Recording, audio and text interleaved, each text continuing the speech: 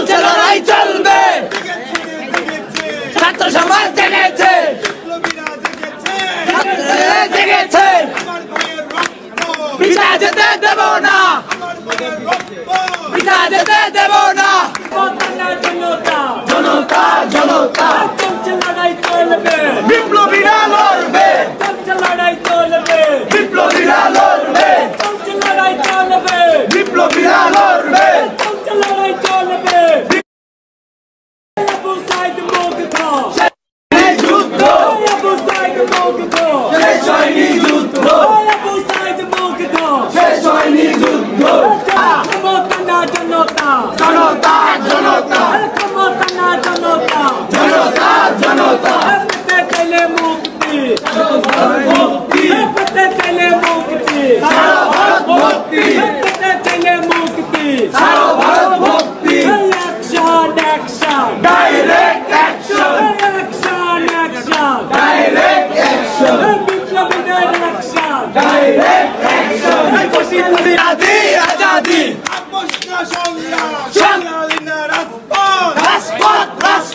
আমার ভাইয়ের রক্ত বিধা যেতে দেব না আমার বোনের রক্ত বিধা যেতে দেব না তুমি কে আমি কে বাংলাদেশ বাংলাদেশ বাংলাদেশ বাংলাদেশ তুমি কে আমি কে ভারত না বাংলাদেশ বাংলাদেশ বাংলাদেশ আবু সাইদ মুগ্ধ শেষ হয়নি যুদ্ধ শেষ হয়নি যুদ্ধ আবু সাইদ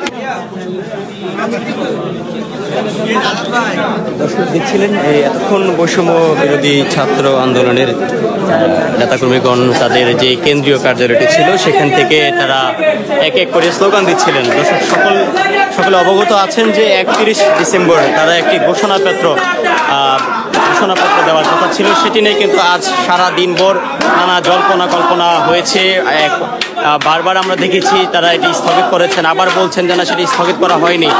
এক এক করে কিন্তু জল্পনা জলিত রয়েছে সেই কার্যালয় জুড়ে কিন্তু আমরা দেখছি সকল শিক্ষার্থী এবং বৈষম্য বিরোধী ছাত্র আন্দোলনের সাথে যারা জড়িত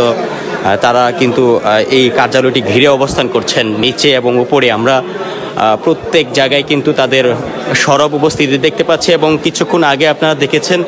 যেখানে তারা স্লোগানে উত্তাল করেছে এই জায়গাটি এবং তারা একটি সম্ভবত তারা নিশ্চিত হয়েছেন যে আগামীকালকে তাদের যে ঘোষণাপত্রটি জারি করার বা ঘোষণাপত্র দেওয়ার কথা ছিল সেটি হয়তোবা তারা আগামীকালকে শহীদ মিনারে কেন্দ্রীয় শহীদ মিনারে সেটি দিবেন বলে এমন একটি বার্তা আসার সাথে সাথে কিন্তু তারা নেচে গিয়ে সেটি উদযাপন করেন। এবং আরও একটি বিষয় যে রাত 9টার দিকে প্রধান উপদেষ্টার প্রেস সচিব তিনি কিন্তু একটি প্রেস কনফারেন্স করে কিন্তু কালকে যে ঘোষণাপত্র সেটি হবে না বলে তিনিও জানিয়েছেন। তারপর পরে কিন্তু আমরা দেখেছি যে বৈষম্য বিরোধী আন্দোলনের বিভিন্ন পেজ থেকে বিভিন্ন জায়গা থেকে আগামীকালকের প্রোগ্রামটি স্থগিত করা হয়েছে বলে কিন্তু ঘোষণা এসেছে। তারপর পরে কিন্তু বৈষম্য বিরোধী ছাত্র আন্দোলনের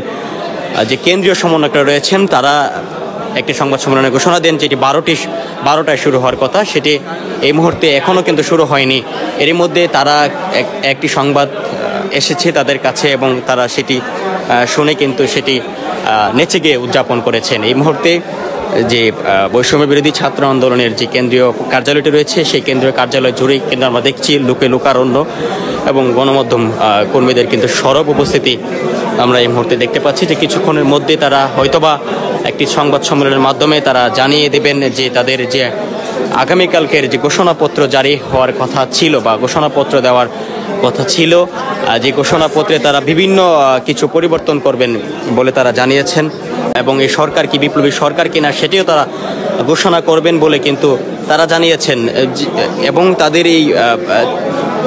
31 ডিসেম্বরের এই কর্মসূচিকে ঘিরে কিন্তু সারা দেশের মানুষের মধ্যে নানা জল্পনা কল্পনা বয়ে চলছে। সেই জল্পনা কল্পনার কিন্তু আজকে অবসান হতে যাচ্ছিল, কেননা সারা দিনভর কিন্তু আলোচনা চলছে যে তারা আগামীকালকের যে ঘোষণাপত্রটি ঘোষণা করবেন সেটি কি